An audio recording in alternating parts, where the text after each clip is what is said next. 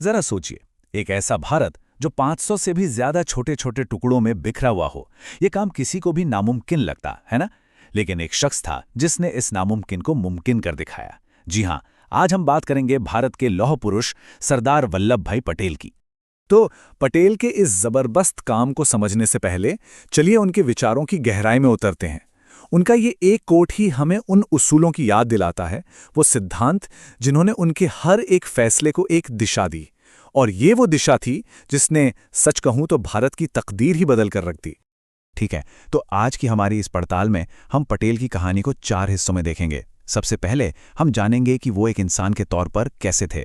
फिर हम उनके अखंड भारत के विजन को समझेंगे। इसके बाद हम उन तरीकों पर नजर डालेंगे, मतलब वो टूलकिट जिससे उन्होंने ये सपना सच किया। और आखिर में हम ये देखने की कोशिश करेंगे कि आज उनकी विरासत के असल मायने क्या हैं। चलिए शुरू करते हैं पहले हिस्से से। सरदार पटेल के व्यक्तित्व को थोड़ा करीब से देखते हैं और समझते हैं कि उन्हें असल में मैन ऑफ एक्शन या कर्मयोगी क्यों कहा जाता था। देखिए, पटेल किताबी बातों से ज्यादा जमीनी हकीकत पर भरोसा करने वाले इंसान थे। वो उन नेताओं में से थे जो सिर्फ बातें नहीं करते बल्कि काम करके दिखाते हैं। उनकी सबसे बड़ी ताकत उनका खुद पर कंट्रोल और ये गहरा यकीन कि जिस मकसद के लिए काम कर रहे हैं वो हमेशा इंसान से बड़ा होता है। और यही सोच, यही सिद्धांत उनके हर एक फैसले की बुनियाद बना। तो सवाल यह है कि उनका ये प्रैक्टिकल नजरिया आया कहां से। इसकी जड़ें उनके बचपन में थी। सोचिए, एक किसान के बेटे ने जमीनी हकीकत को बहुत करीब से देखा, आत्मनिर्भरता सीखी। फिर जब वो वकील बने तो उन्हें इंसानी फितरत और सरकारी सिस्टम की जो बारीकियां हैं वो समझ में आई। और फिर जेल में, वहां भगवद गीता ने उन्हें वो फलसफा दिया जिससे वो बिना किसी स्वार्थ के देश के लिए सबसे मुश्किल फैसले भी ले पाए। तो अब हम ये समझ गए हैं कि पटेल एक बेहद प्रैक्टिकल और एक्शन ओरिएंटेड इंसान थे। तो अब देखते हैं कि इस शख्सियत ने एक ऐसे भारत का सपना कैसे देखा जो सिर्फ नक्शों और सरहदों से कहीं ज्यादा बड़ा था।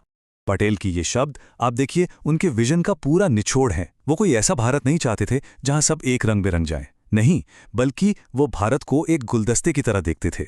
एक ऐसा गुलदस्ता जहां हर फूल की अपनी अलग महक हो, अपनी पहचान हो। उनके लिए तो यही डाइवर्सिटी, यही विविधता भारत की सबसे बड़ी ताकत थी। अब इतने बड़े विजन को जमीन पर उतारने के लिए उन्होंने 2 बहुत मजबूत पिलर्स पर काम किया। पहला था टेरिटोरियल यूनिटी, मतलब भारत के जो सैकड़ों बिखरे हुए टुकड़े थे उन्हें जोड़कर एक जिस्म बनाना। और दूसरा था एडमिनिस्ट्रेटिव यूनिटी, यानी उस जिस्म में नसों का एक ऐसा जाल बिछाना जो पूरे देश में कानून और व्यवस्था को एक जैसा बनाए रखे। और ये नसें थीं ऑल इंडिया सर्विसेज। हाँ, इन्हीं ऑल इंडिया सर्विसेज को पटेल ने स्टील फ्रेम कहा था, भारत का फौलादी ढांचा। और इसका मकसद एकदम साफ था, मेरिट के आधार पर देश के कोने कोने से बेस्ट टैलेंट को चुनना। एक ऐसी ब्यूरोक्रेसी बनाना जो पॉलिटिकल प्रेशर से आजाद होकर सिर्फ और सिर्फ देश के लिए काम करे। इन अफसरों ने न सिर्फ रियासतों को जोड़ने का काम किया, बल्कि एक ऐसे मजबूत देश की नींव रखी जो आज तक कायम है। ठीक है, तो सपना तो बहुत बड़ा था, विजन भी क्लियर था, लेकिन सवाल यह है कि इसे पूरा कैसे किया गया।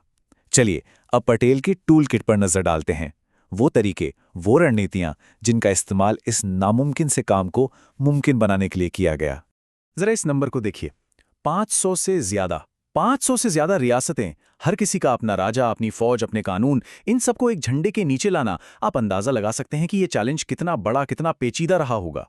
तो इस हिमालय जैसे चैलेंज से निपटने के लिए पटेल ने भारतीय कूटनीति की वो 4 सबसे पुरानी और असरदार तरकीबें निकालीं, जिनका जिक्र हमें चाणक्य के अर्थशास्त्र में भी मिलता है। जी हां, साम, दाम, दंड और भेद। और यहां हम देख सकते हैं कि इन चारों हथियारों का इस्तेमाल कितनी होशियारी से किया गया। देखिए, साम यानी समझा बुझाकर, राष्ट्रवाद की अपील करके बीकानेर और बड़ौदा जैसे राज्य आराम से भारत में शामिल हो गए। जहां बात नहीं बनी वहां दाम का इस्तेमाल हुआ। राजा महाराजाओं को प्रिवी पर्स, मतलब एक तरह की पेंशन और सम्मान दिया गया। लेकिन जब हैदराबाद ने आंखें दिखाईं तो फिर दंड का इस्तेमाल हुआ और ऑपरेशन पोलो के जरिए सेना को एक्शन में आना पड़ा। और फिर था जूनागढ़ का केस, जहां भेद की नीति अपनाई गई, मतलब जनता को साथ लेकर और अंदरूनी फूट का फायदा उठाकर वहां के शासक पर दबाव बनाया गया। तो पटेल ने तो अपना काम कर दिया, एक अखंड भारत बना दिया। लेकिन एक बड़ा सवाल है, क्या हम उनकी विरासत को सही मायनों में सहेज पाए हैं? चलिए अब रुख करते हैं आज के दौर की तरफ और समझने की कोशिश करते हैं कि आज की पॉलिटिक्स में पटेल की विरासत को कैसे देखा और इस्तेमाल किया जाता है।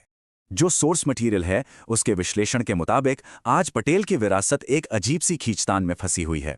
एक तरफ कांग्रेस है जो उन्हें अपना एक बड़ा नेता मानती है, लेकिन सोर्स का तर्क है कि कांग्रेस मजबूत और तेज फैसले लेने के पटेल के उसूल से कहीं दूर चली गई है। वहीं दूसरी तरफ बीजेपी है जो उनकी बड़ी बड़ी मूर्तियां बनाकर उन्हें सम्मान तो देती है, पर सोर्स का मानना है कि इस सब में पटेल की वो सबको साथ लेकर चलने वाली भावना और विभाजनकारी सोच को नकारने वाली उनकी नीति कहीं पीछे छूट जाती है।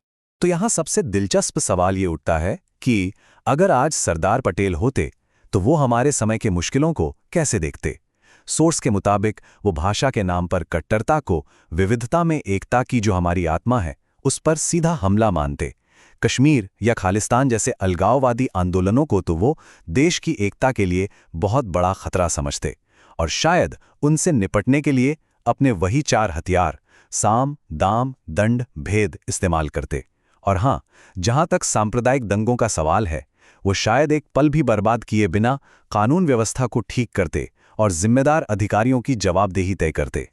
और सोर्स का ये कोट इस पूरी बहस को शायद सबसे सटीक तरीके से सामने रखता है कि पटेल का नाम एक पॉलिटिकल ट्रॉफी बनकर रह गया है, जिससे दिखाया जाता है, जिसकी परेड की जाती है, जिस पर दावा किया जाता है, लेकिन जिसे सच में कभी समझा नहीं गया। और ये जो विरोधाभास है ना, ये हमें राष्ट्रीय एकता दिवस पर भी साफ दिखता है। हम बड़े बड़े भाषण देते हैं, रैलियां निकालते हैं, लेकिन सोर्स ये तर्क देता है कि जब तक समाज में ध्रुवीकरण और अलगाववादी राजनीति है, तब तक इस दिन की असली भावना तो गायब ही है। पटेल के लिए एकता सिर्फ एक दिन का जश्न नहीं थी, बल्कि ये तो देश को तोड़ने वाली ताकतों के खिलाफ हर रोज लड़ी जाने वाली एक लड़ाई थी। तो आखिर में हम बस इसी एक सवाल के साथ इस चर्चा को समाप्त करते हैं। सरदार पटेल की विरासत, क्या वो आज भी एक जीता जागता विजन है जिसे हम अपना सकते हैं, या फिर वो बस एक पॉलिटिकल ट्रॉफी बनकर रह गई है? इस पर सोचना वाकई बहुत जरूरी है। बहुत बहुत शुक्रिया।